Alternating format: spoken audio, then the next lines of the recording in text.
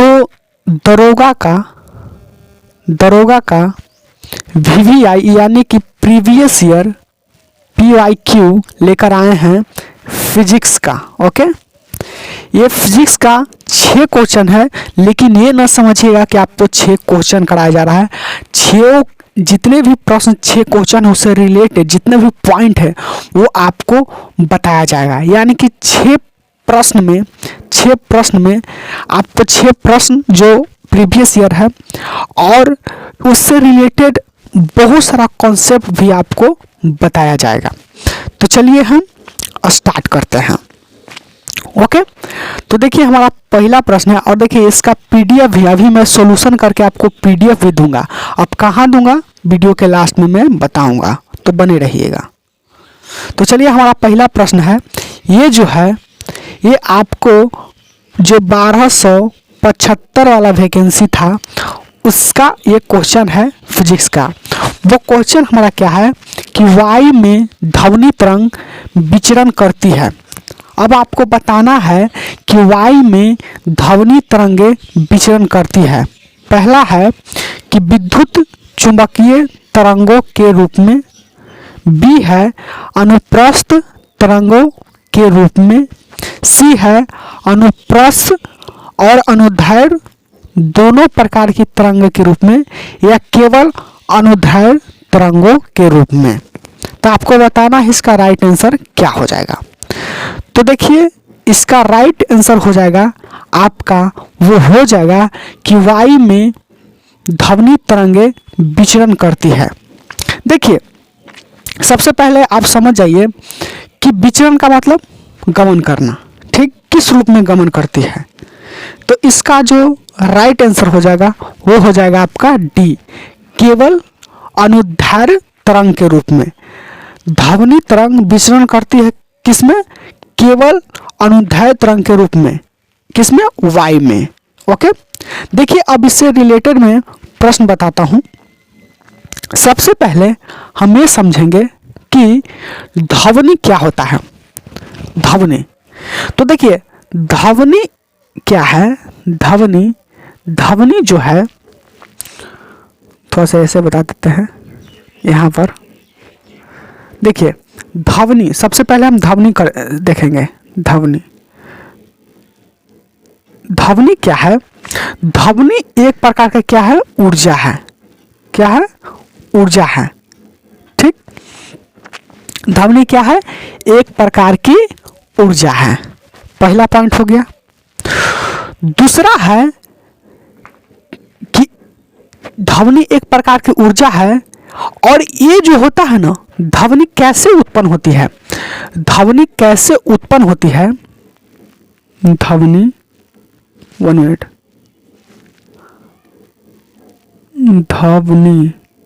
ध्वनि आखिर कैसे उत्पन्न होती है। तो ये होती है दो वस्तु के कंपन से, दो वस्तु के कंपन से, ठीक, कंपन से। ये समझ में आ गया। ध्वनि कैसे उत्पन्न होती है, दो वस्तु के कंपन से। पहला क्या है, ध्वनि वह ऊर्जा के रूप है जो दो वस्तु के कंपन से उत्पन्न होती है और जिसे हम सुन पाते हैं। और एक जो है ध्वनि क्या है, ध्वनि जो है ना वो अनुदैर्घ्य तरंग है।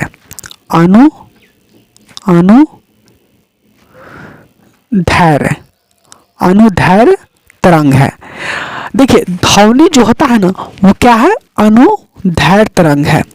इसका मतलब क्या हुआ, अनुदैर्घ्य तरंग, जैसे कि मैं आपको बता देना चाहता हूं, एक होता है तरंग, दो प्रकार का होता है यांत्रिक तरंग, अनुदैर्घ्य तरंग एंड अनुप्रस्थ तरंग।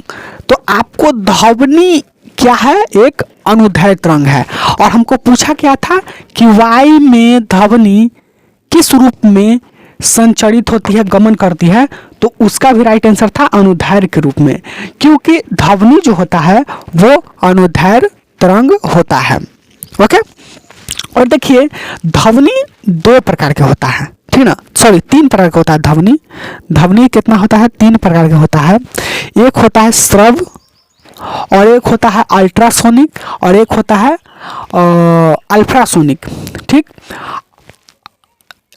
श्रव्य तरंग उसे कहते हैं, श्रव्य तरंग उसे कहते हैं जो मनुष्य सुन सकता है, और अल्ट्रासोनिक उसको कहते हैं जिसकी आवृत्ति 20 हर्ट्ज से कम हो। ओके, और कह सकते हैं कि अल्ट्रासोनिक उसे कहते हैं जिसकी आवृत्ति क्या है, 20 हर्ट्ज से अधिक हो। तो ये जो पॉइंट था, ये पॉइंट था आपको ध्वनि से रिलेटेड था। ओके, और हम अपने प्रश्न की ओर चलते हैं। हमारा प्रश्न था कि ध्वनि, वायु में ध्वनि तरंगे विचरण करती है। वायु में, हवा में ध्वनि तरंगे, ध्वनि, हाँ एक बात और याद रखिएगा, ध्वनि क्या है, ध्वनि एक तरंग है। ठीक ना, समझ रहे हैं ना। तो ध्वनि जो है वो विचरण माने गमन करती है, किस रूप में गमन करती है, तो अभी बताएं कि ध्वनि क्या है, अनुदैर्घ्य तरंग है, केवल अनुदैर्घ्य तरंग के रूप में। यही आपका राइट आंसर हो जाएगा, केवल अनुदैर्घ्य तरंग के रूप में ध्वनि गमन करती है। ये समझ में आ गया, ये जो प्रश्न था ये क्लियर हुआ। ध्वनि तरंग किस रूप में विचरण करती है, तो वो करती है आपका, क्या करती है, अनुदैर्घ्य तरंग के रूप में। ठीक, अब अगला प्रश्न देखेंगे। ये हो गया, और देखिए पीडीएफ भी आपको मिलेगा, टेंशन आपको नहीं लेना है, पीडीएफ आपको मिलेगा बिल्कुल फ्री में। ठीक ना, चलिए अगला प्रश्न है हमारा। अगला प्रश्न है, देखिए ये भी 1275 में ही पूछा गया है, 1275 वाला वैकेंसी था उसमें भी। देखिए ध्वनि से, जो साउंड से, ध्वनि से 2 प्रश्न आया है, 2 प्रश्न समझ जाइए। एक टॉपिक से जो ध्वनि होता है उससे, एक टॉपिक से कितने प्रश्न आया है, आपको 2 प्रश्न आया है। और देखिए यही 2 प्रश्न से इतना कॉन्सेप्ट आपको बता दूंगा कि आपको ध्वनि पढ़ने की आवश्यकता ही नहीं पड़ेगी। ओके, अभी जो अल्ट्रासोनिक, अल्ट्रासोनिक उसने बताए थे, आपको याद रखना है।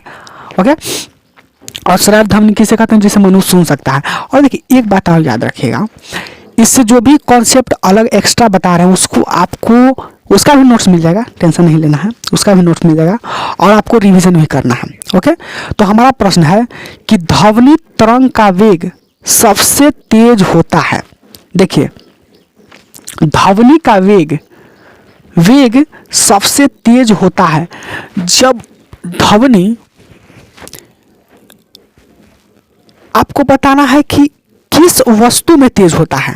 ठीक ना, आखिर कौन वस्तु में जब उसको हम, उसमें कंपन होता है, जब उसको पीटते हैं तो माने कि ध्वनि का वेग जो है किसमें सबसे तेज होता है, आपको बताना है। ध्वनि का वेग सबसे तेज किसमें होता है। ओके, पहला है स्टील में, दूसरा है पानी में, तीसरा है दूध में, और चौथा है हवा में। आपको बताना है कि ध्वनि का वेग सबसे तेज होता है स्टील में, पानी में, दूध में या हवा में, आपको बताना है। तो सबसे पहले हम चाहेंगे कि कॉन्सेप्ट हम बताते हैं और फिर उसके बाद सवाल को करते हैं। देखिए ध्वनि आगे कॉन्सेप्ट समझिए, फिर उसके बाद सवाल समझते हैं। ध्वनि को गमन करने के लिए किसका आवश्यकता होती है, माध्यम की आवश्यकता होती है। ध्वनि को गमन करने के लिए माध्यम की आवश्यकता होती है। ये समझ में आ गया, ध्वनि को गमन करने के लिए किसकी आवश्यकता होती है, माध्यम की। और ध्वनि का वेग सबसे ज्यादा किस में होता है, तो ध्वनि का वेग जो होता है ना, ध्वनि ध्वनि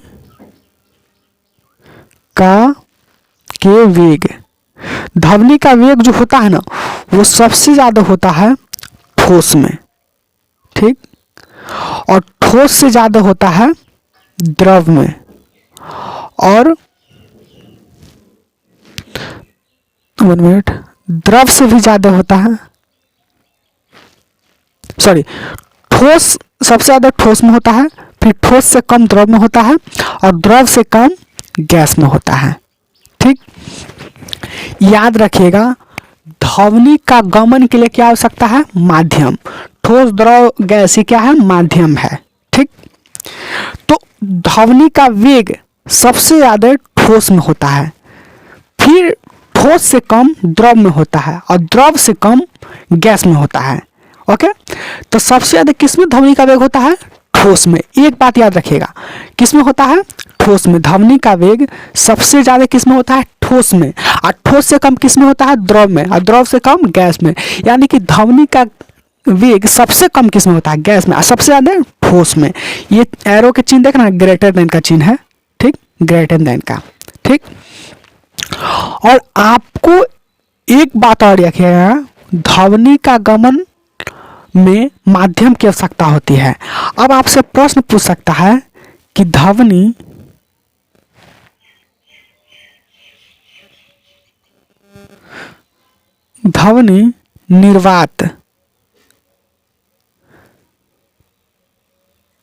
निर्वात में ध्वनि गमन कर सकता है? ध्वनि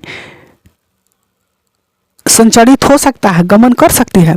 तो निर्वात में ध्वनि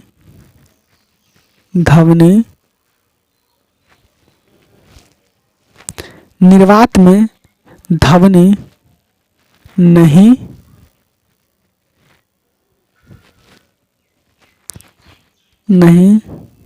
संचरित होती है। यानी कि निर्वात में जो है ना, वो ध्वनि नहीं संचरित होती है, एक स्थान से दूसरे स्थान तक नहीं जाती है, क्योंकि निर्वात में जो है ना, वो निर्वात में कह सकते हैं कि निर्वात में हम कह सकते हैं कि कोई माध्यम नहीं है। ओके, इसीलिए चंद्रमा पर कोई व्यक्ति बोलता है, कोई व्यक्ति आवाज देता है तो उसको सुनाई नहीं देता है, क्योंकि चंद्रमा पर कोई माध्यम नहीं है। ओके, चंद्रमा पर कोई माध्यम नहीं है, इसीलिए क्या होता है, चंद्रमा पर कोई बोलता है तो सुनाई नहीं देता है। तो निर्वात में क्या होता है? ध्वनि संचरित नहीं होता है। ठीक, ध्वनि का वेग शून्य होता है, यानी कि ध्वनि क्या होता है? संचरित नहीं होता है। इसीलिए निर्वात में जो है ना, वो कह सकते हैं, निर्वात में कह सकते हैं कि कोई भी वस्तु नहीं जो बोलता है वो सुनाई नहीं पड़ता है। जैसे चंद्रमा पर कोई भी बोलता है तो सुनाई नहीं पड़ता है। समझ में आ गया? और अब हम प्रश्न की ओर देखेंगे। अब चलते हैं। ध्वनि का वेग सबसे तेज होता है स्टील में, पानी में, दूध में, हवा में। अब आपको बताए हैं कि ध्वनि का वेग सबसे ज्यादा किस में होता है? हम ध्वनि का वेग बताए थे। ध्वनि का वेग सबसे ज्यादा किस में होता है? ठोस में। फिर होता है ठोस से कम किस में होता है? द्रव में। और द्रव से कम किस में होता है? गैस में।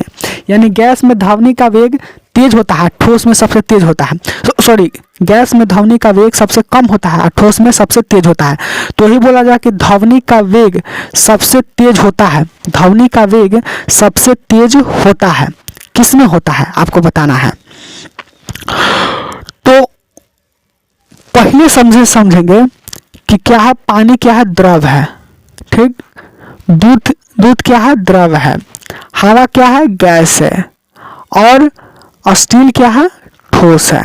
तो अब बताइए कि इसका वेग किसमें सबसे अधिक होगा, सबसे तेज होगा? बताइए, सबसे तेज किस में होगा? ठोस में कि द्रव में या गैस में?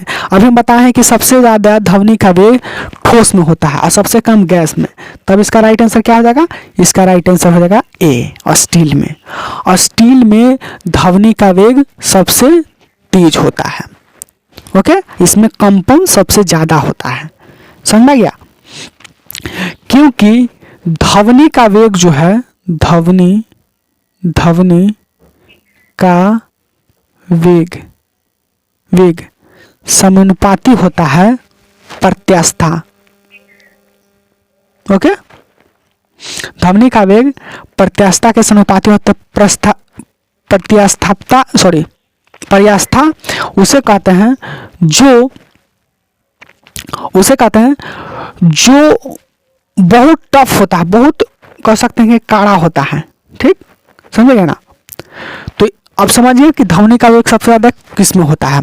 और एक बात और देखिए, ध्वनि समानुपाती होता है आर्द्रता का। ठीक, ध्वनि समानुपाती होता है ताप का। ओके, और क्या क्या हो गया, ये हो गया आर्द्रता का। यानी कि ताप बढ़ेगा तो ध्वनि का वेग भी बढ़ेगा। देखिए, समानुपाती का मतलब होता है अगर एक वस्तु बढ़ेगा तो दूसरी वस्तु बढ़ेगा, और आर्द्रता बढ़ेगा तो ध्वनि का वेग भी बढ़ेगा। इसीलिए आर्द्रता का मतलब होता है नमी। देखते हैं कि जब बरसात के दिन में पानी पड़ता है तो पानी पड़ने के बाद जो आवाज होता है ना, बहुत तेज सुनाई देता है। नहीं देखते हैं कि जैसे कि आप लोग देखते होंगे कि पानी पड़ता है ना, तो पानी पड़ने के बाद जब समाप्त हो जाता है तो मेढक जब टर टर करता है तो बहुत दूर से भी आवाज आता है। क्यों? क्योंकि उसका नमी, आर्द्रता का मतलब नमी बढ़ जाता है। नमी क्या होता है? बढ़ जाता है। इसलिए मेढक बोलता है ना तो आपको बहुत ज्यादा सुनाई पड़ता है। ठीक, तो ध्वनि का वेग जो है, ध्वनि है जो किसका समानुपाती है? आर्द्रता का। और फिर समानुपाती कितना है? ताप का। ठीक, किसका समानुपाती है? ताप का। और प्रत्यास्थता का भी समानुपाती है। इसका मतलब प्रत्यास्थता का मतलब जितना कठोर रहेगा ना उसमें ध्वनि का वेग सबसे ज्यादा होगा। ठीक, समझ में गया ना। ये पॉइंट था, ताप बढ़ेगा तो ध्वनि का वेग भी बढ़ेगा। ठीक, ये पॉइंट था, आपको इसको याद कर लेना है। ठीक, इसको याद कर लीजिएगा तो आपको बहुत ही फायदा होगा। इससे रिलेटेड क्वेश्चन भी आपको आएंगे। ओके, चलिए अगले प्रश्न की ओर चलते हैं। ध्वनि का वेग सबसे तेज स्टील में। चलिए अगला हमारा प्रश्न है, 1 के बराबर या कम होता है। यहाँ पर डी लिख लीजिएगा। डी 1 के बराबर या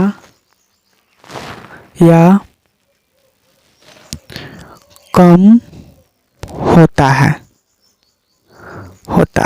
ठीक, तो हमारा प्रश्न है कि विस्थापन का दूरी, याद रखिएगा, विस्थापन का दूरी के साथ, यानी विस्थापन और दूरी के साथ, अगर विस्थापन और दूरी के साथ अनुपात हमेशा क्या होगा? यानी कि पूछा जा रहा है कि विस्थापन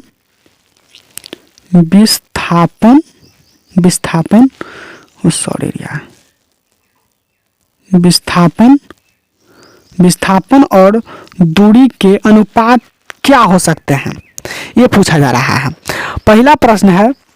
पहला ऑप्शन है कि 1 से कम होता है, 1 से कम होता है, या 1 के बराबर होता है, या 1 से ज़्यादा होता है, या 1 के बराबर या कम होता है, आपको बताना है। तो इसका जो राइट आंसर सबसे पहले मैं आपको बता देता हूं।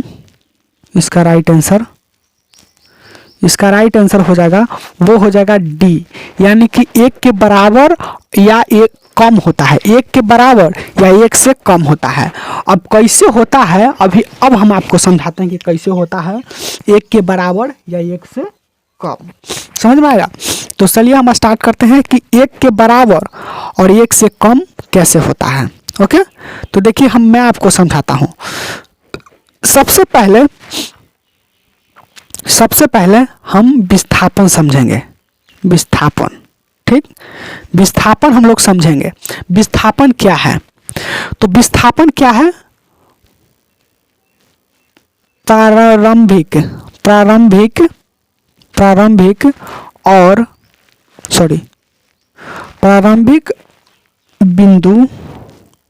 बिंदु और और अंतिम बिंदु के प्रारंभिक बिंदु और अंतिम बिंदु के न्यूनतम दूरी को विस्थापन कहते हैं। ठीक, विस्थापन कहते हैं। समझा गया? प्रारंभिक दूरी और प्रारंभिक बिंदु और अंतिम बिंदु के न्यूनतम दूरी को क्या कहते हैं? विस्थापन कहते हैं। ठीक, यानी कि मेरा कहने का मतलब यह है कि जैसे कि एक वस्तु A है, ठीक, यहां से एक वस्तु ये है, एक मिनट, विस्थापन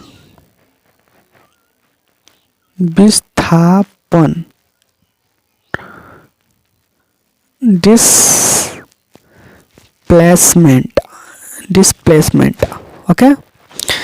यानी कि एक कोई आदमी है, ये जो है ये राहुल है, राहुल का नाम ए से हम दर्शा रहे हैं। राहुल जो है वो ए बिंदु से आपको बी बिंदु तक जाना है। ठीक, बी बिंदु तक जाना है। ओके, और समझिएगा कि विस्थापन किसे कहते हैं? प्रारंभिक बिंदु, यानी कि जहां से शुरू किया वो बिंदु, माने जहां से शुरुआत किया वो प्रारंभिक बिंदु, और अंतिम बिंदु के न्यूनतम दूरी को क्या कहते हैं? विस्थापन कहते हैं। तो राहुल ई जो है वो राहुल ए बिंदु से बी बिंदु तक जाना है, और यहां जाने के लिए इसको यहां जाने के लिए 5 किलोमीटर नहीं, ज्यादा हो जाएगा, 2 किलोमीटर जाना पड़ेगा।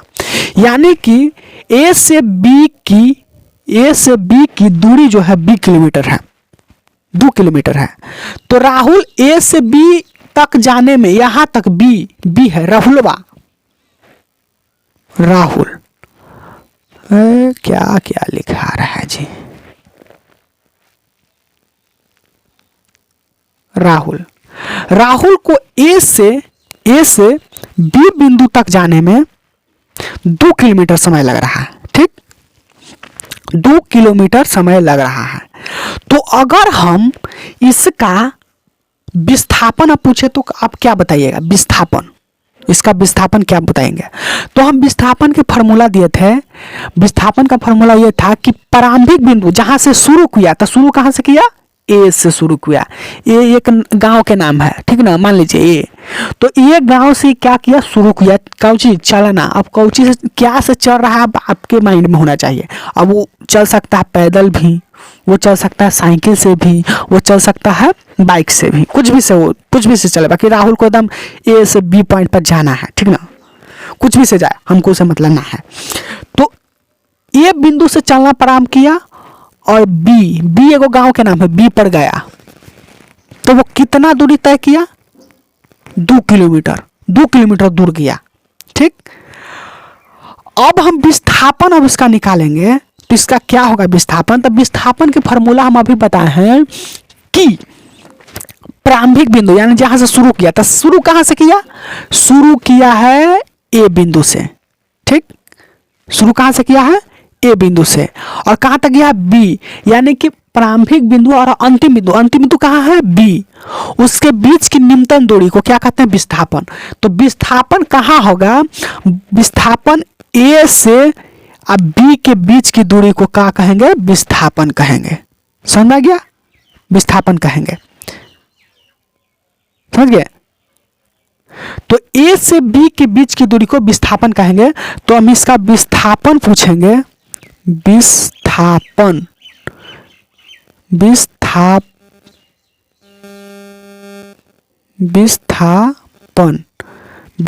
कितना बोलेंगे हम, विस्थापन की बात करेंगे तो इसका विस्थापन हो जाएगा 2 किलोमीटर।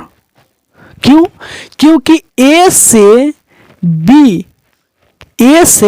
बी बिंदु के बीच की दूरी को क्या कहते हैं? विस्थापन। तो यानी कि न्यूनतम दूरी, तो ए से बी के बीच की दूरी कितना है? 2 किलोमीटर, तो इसका विस्थापन हो गया 2 किलोमीटर। समझ में आ गया? समझ गए ना? चलिए एक और हम एग्जाम्पल देते हैं, एग्जाम्पल हम और देते हैं, ठीक। थोड़ा सा और एग्जाम्पल देते हैं हम आपको। और दूरी क्या होता है समझिएगा। दूरी, दूरी, दूरी क्या होता है? किसी व्यक्ति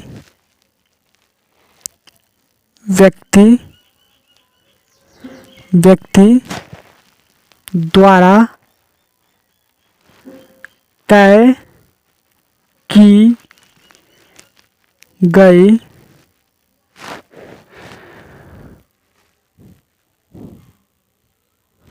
गई रास्ते, हम कह सकते हैं रास्ते, 1 मिनट, तय की गई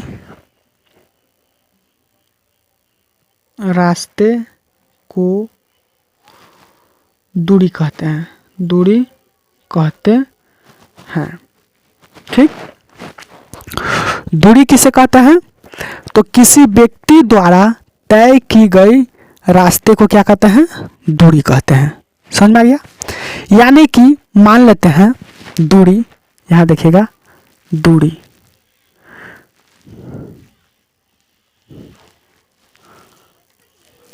दूरी जिसको बोलते हैं डिस्टेंस, डिस्टेंस। मान लेते हैं कि राहुल जो है, राहुल वो ए बिंदु से बी बिंदु तक गया और यहाँ जाने में 2 किलोमीटर है, ठीक। तो किसी व्यक्ति द्वारा तय की गई रास्ते, यानी कि ये रास्ता कहाँ तक गया था? ये रास्ता था ए बिंदु से बी बिंदु तक, और इसका ए से बी बिंदु की दूरी कितना है? 2 किलोमीटर। दूरी कितना है? 2 किलोमीटर। तो इसका भी दूरी क्या हो जाएगा? 2 किलोमीटर। अब देखिए आपके मन में ये होगा कि विस्थापन भी 2 किलोमीटर, दूरी भी 2 किलोमीटर। अभी हम आपको समझाएंगे, आपको ये कंफ्यूजन नहीं है। यानी कि तय की गई रास्ते को क्या कहते हैं? ये रास्ता के जितना तय किया उसको क्या कहेंगे? दूरी कहेंगे, ठीक। दूरी कहेंगे, समझा गया? और विस्थापन किसे कहते हैं? अंतिम और प्रारंभिक बिंदु के बीच की दूरी। तो इसमें दोनों 2-2 किलोमीटर आ गया, ठीक। अब एक और प्रश्न लेते हैं, एक और प्रश्न देखेंगे, ठीक। एक और है विस्थापन, विस्थापन और दूरी, दूरी। 1 मिनट ओके। विस्थापन, विस्थापन और दूरी, ठीक। जैसे कि कोई राहुल लड़का है, वो ए बिंदु से, मिनट, एक राहुल लड़का है जो ए बिंदु से बी बिंदु तक गया, ठीक। ये कितना मीटर चला? 2 मीटर चला। 1 मिनट, ये कितना मीटर चला? 2 मीटर, ठीक। और बी बिंदु से सी बिंदु तक गया, सी बिंदु, ये कितना किलोमीटर चला? ये चला आपका, जैसे कि मान लेते हैं 3 किलोमीटर, 3 मीटर, 3 मीटर, ठीक। और सी बिंदु से डी बिंदु तक गया, 1 मिनट, डी बिंदु तक गया, और ये कितना चला? ये भी चला 2 मीटर, ठीक। समझ में आ गया? यानी कि जो राहुल था वो ए बिंदु से बी बिंदु तक गया, ठीक। ए बिंदु से बी बिंदु तक गया, समझ आ गया? बी बिंदु तक गया, और बी बिंदु से सी बिंदु तक गया, और कितना चला? 3 मीटर, ठीक। और सी बिंदु से डी बिंदु तक गया, और ये कितना चला? ये चला 2 मीटर। ठीक, तो अब हम पूछेंगे कि इसका दूरी और विस्थापन क्या होगा। तो सबसे पहले हम आपसे पूछ रहे हैं कि इसका दूरी क्या होगा। दूरी, तो आपको क्या बताना है, दूरी क्या बताइएगा। तो हम दूरी का फॉर्मूला बताए थे आपको कि दूरी का फॉर्मूला बताए थे कि किसी व्यक्ति द्वारा चले गए तय की गई रास्ता को क्या कहते हैं, दूरी कहते हैं। तो व्यक्ति कहाँ से कहाँ तक चला, ये व्यक्ति चला ए से गया बी तक, बी से गया सी तक और सी से गया डी तक। ठीक, गया। ठीक, तो ये व्यक्ति कितना दूरी तय किया।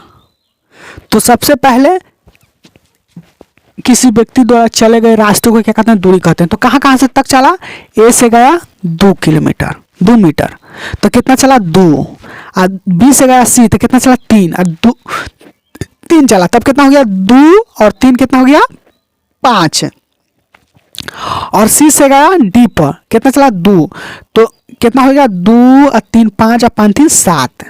ठीक, तो आपको दूरी कितना हो गया 7 मीटर। अब विस्थापन देखेंगे, विस्थापन कितना होता है। तो विस्थापन का फॉर्मूला हम ये बताए थे कि प्रारंभिक बिंदु जहां से शुरू किया और अंतिम बिंदु जहां से अंत किया, तो यही ना अंत किया था, उसके न्यूनतम दूरी को क्या कहते हैं, विस्थापन कहते हैं। तो न्यूनतम दूरी क्या हो गया, यहां से शुरू किया था और यहां आके आपको समाप्त किया, तो इसके न्यूनतम दूरी कितना है, न्यूनतम दूरी ये है, न्यूनतम दूरी यही ना है। तो ये जो दूरी हुआ ये आपको क्या हुआ, विस्थापन हुआ। ये क्या हुआ, विस्थापन। तो इसका विस्थापन कितना हो गया, देखिए इसका विस्थापन कितना हो गया। तो आप देखिए ई जितना है, ई वाला जितना है, जितना तो यो है ना, तो ई कितना है, ई वाला जो है, ई वाला कितना है 3 मीटर। देखिए बी से सी कितना है 3, है ना, बी से सी कितना है 3, तो ये जाहिर सी बात है कि 3 होगा ना, यही क्या होगा 3 होगा। तो इसका विस्थापन क्या हो जाएगा 3 मीटर। समझ में आ गया। तो आप देखिए, ये समझिए आप बात को कि दूरी हो गया ज्यादा, विस्थापन हो गया कम। समझ में आ गया, दूरी हो गया ज्यादा, विस्थापन हो गया कम। तो अब चलिए हम समझते हैं यहां पर प्रश्न की ओर अपना समझेंगे। हमारा प्रश्न ये है, और डी में क्या था, डी में था एक और 1 से कम, यही था हमारा। तो बोला जा रहा है कि विस्थापन और दूरी का अनुपात हमेशा होता है, यानी कि विस्थापन और दूरी का अनुपात क्या होगा। तो अब हम आपको समझाते हैं क्या होगा, कैसे होगा। सबसे पहले मान लीजिए कि ये कोई बिंदु है, ए बिंदु से चला बी बिंदु तक, और इसका कितना है 2 मीटर लंबाई। तो इसका हम दूरी देखेंगे, दूरी कितना होगा। तो दूरी किसे कहते हैं, व्यक्ति द्वारा चले गए रास्ता। तो व्यक्ति कहां से कहां तक चला, ए से बी तक चला, तो ए से बी की दूरी कितना है 2, तो ये क्या हो जाएगा 2 मीटर। अब विस्थापन क्या करेंगे, विस्थापन किसे कहते हैं, विस्थापन कहते हैं कि प्रारंभिक बिंदु और अंतिम बिंदु के बीच की दूरी को कहते हैं विस्थापन कहते हैं। तो विस्थापन क्या हो गया, ए से बी के बीच की दूरी को क्या कहते हैं, विस्थापन, यानी कि शुरू से अंतिम के बीच की दूरी। तो शुरू और अंतिम के बीच की दूरी कितना है 2 मीटर। तो 2 मीटर, तो विस्थापन भी हो गया 2 मीटर। इसमें देखिए विस्थापन और दूरी क्या होता है, समान हो गया। ठीक, समान हो गया, यानी कि बराबर हो गया। तो अब हम विस्थापन और दूरी,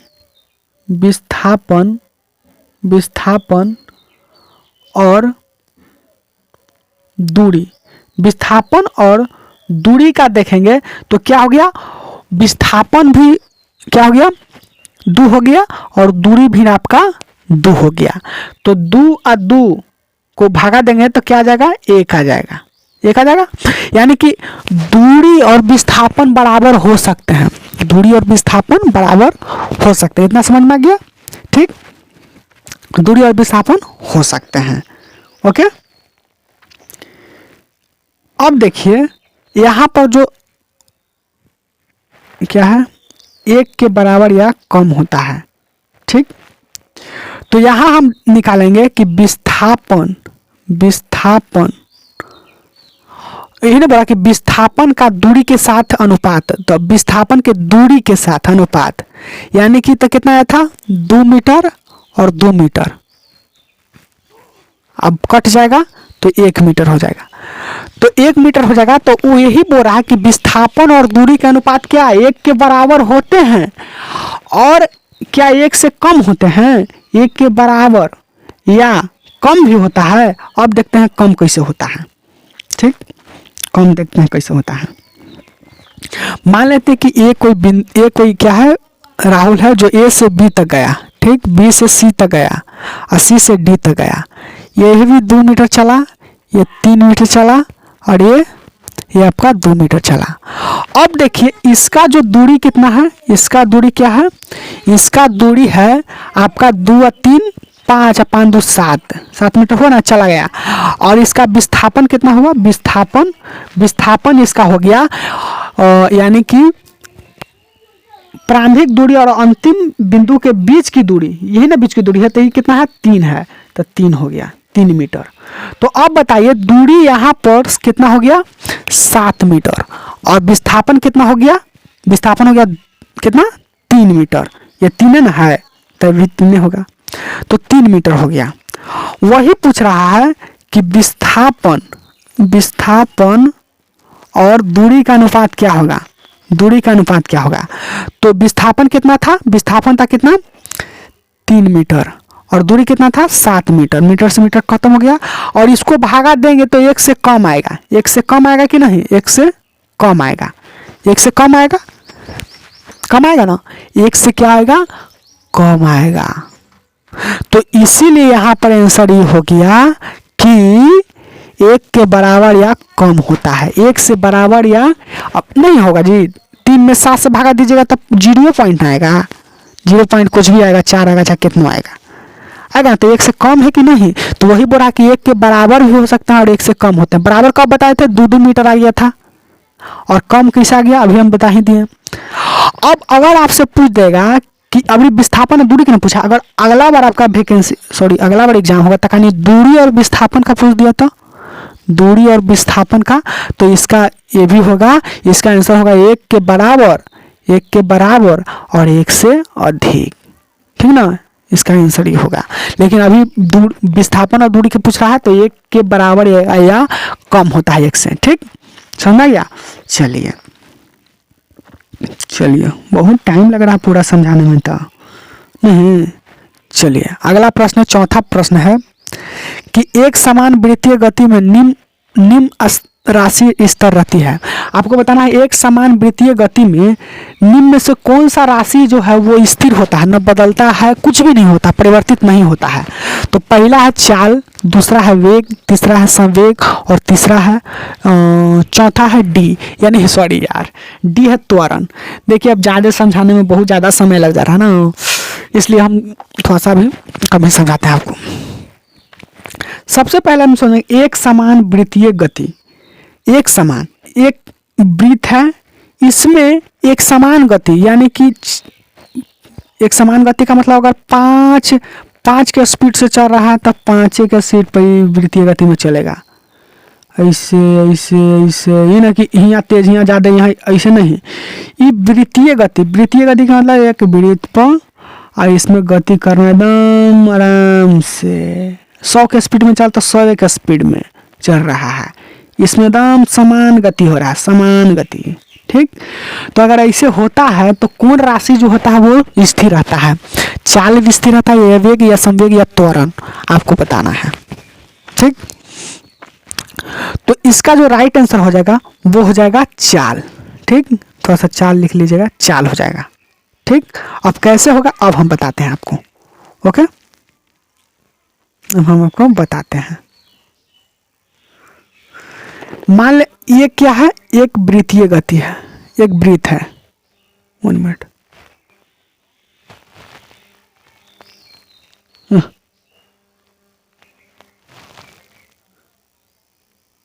ये क्या है, एक वृत्त है। ठीक, एक वृत्त है। तो आपको बताना है कि एक वृत्तीय गति में एक कोई वस्तु है, इस वस्तु को हम ए से हम बी पर ले गए। ठीक, बी से बी पर, 1 मिनट। ए से हम यहां से शुरू किया, यहां तक गया, बी बी बी पर गया, यहां से बी पर गया। तो बी पर गया तो यहां से चलना पड़ा, तो इसका दिशा ऐसे हुआ। ठीक, और ये बी पर गया तो इसका दिशा ऐसे हो गया। ठीक, और बी से कहाँ गया, सी पर गया, सी पर, तो यहां आया था, ऐसे हो गया। ठीक, दिशा ऐसे। Okay, 1 minute. यहां पर गया, सी पर गया, सी पर आया तो इसका दिशा ऐसे हो गया, और डी पर आया तो इसका दिशा ऐसे हो गया। और सब चल रहा है 5 मीटर प्रति सेकंड के वेग से, यानी कि स्पीड सेम ही है। लेकिन क्या हो रहा है ना कि जब यहां रहा तो दिशा इसका ऐसा हो जा रहा है, और इसका ऐसा हो जा रहा है, इसका ऐसा हो जा रहा है, इसका ऐसा हो जा रहा है। दिशा दिशा दिशा बदल रहा है कि नहीं, समझ रहे ना। कोई वस्तु को घुमाइएगा गोलगाल में, जब वस्तु आएगा तो इसका दिशा इसकी ओर हो जाएगा, और यहां पर जब आएगा तो इसका दिशा इधर हो जाएगा, और यहां पर आएगा तो इसका दिशा इधर हो जाएगा, और यहां पर आएगा तो दिशा इसका इधर हो जाएगा। यानी कि इसमें दिशा बदल रहा है, लेकिन इसका वेग जैसे चाल है नहीं बदल रहा है। अगर यहाँ 5 के स्पीड से, यानी कि 5 मीटर प्रति सेकंड के स्पीड से चल रहा है, तो यहाँ भी 5, सी पर भी 5 मीटर, यहाँ पर डी पर भी और ए पर भी, समझाया ना, 5 मीटर प्रति सेकंड के स्पीड से चल रहा है। लेकिन इसका दिशा जो है वो क्या हो रहा है, बदल जा रहा है। क्या हो रहा है, बदल जा रहा है। समझा गया, बदल जा रहा है, दिशा बदल रहा है। तो दिशा जब बदल रहा है और स्पीड एकदम सेम है, तो बताइए यहाँ पहला ऑप्शन पर देखेंगे चाल, इसको नहीं, आगे इसको देखते हैं। त्वरण, त्वरण में क्या होता है, त्वरण क्या है, एक सदिश राशि है, तो इसमें क्या होता है, दिशा होता है। ठीक, क्या होता है, डायरेक्शन होता है, क्या होता है, दिशा होता है। ये सदिश राशि है, तो जब दिशा बदलेगा तो जाहिर सी बात है कि त्वरण भी बदलेगा, क्योंकि त्वरण में दिशा होता है। संवेग में भी दिशा होता है, क्योंकि संवेग एक सदिश राशि है, दिशा बदल रहा है, इसका मतलब संवेग भी बदल रहा है। वेग, वेग में भी दिशा होता है। वेग एक क्या है,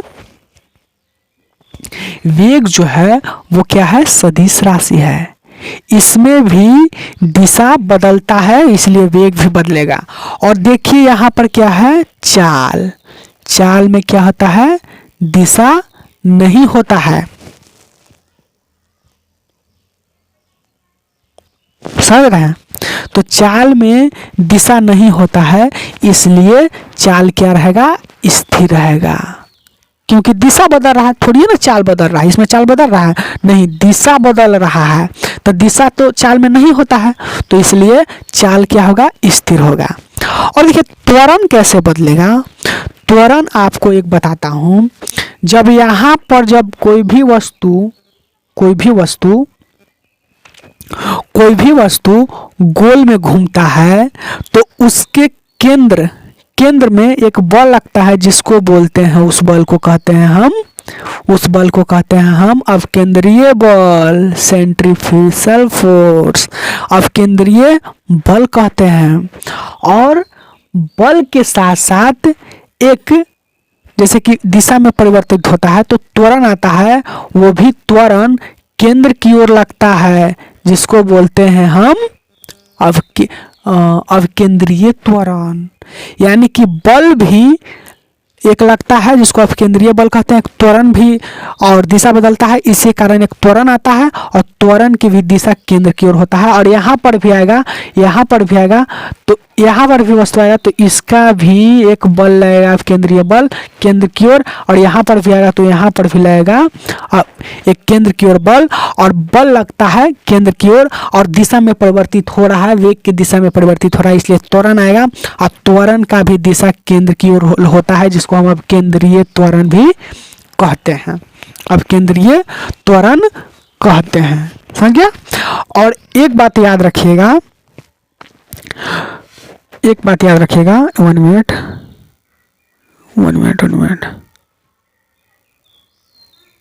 1 मिनट। देखिए, जब कोई भी वस्तु वृत्ताकार पथ पर गति करता है तो उसमें एक क्या होता है, उसमें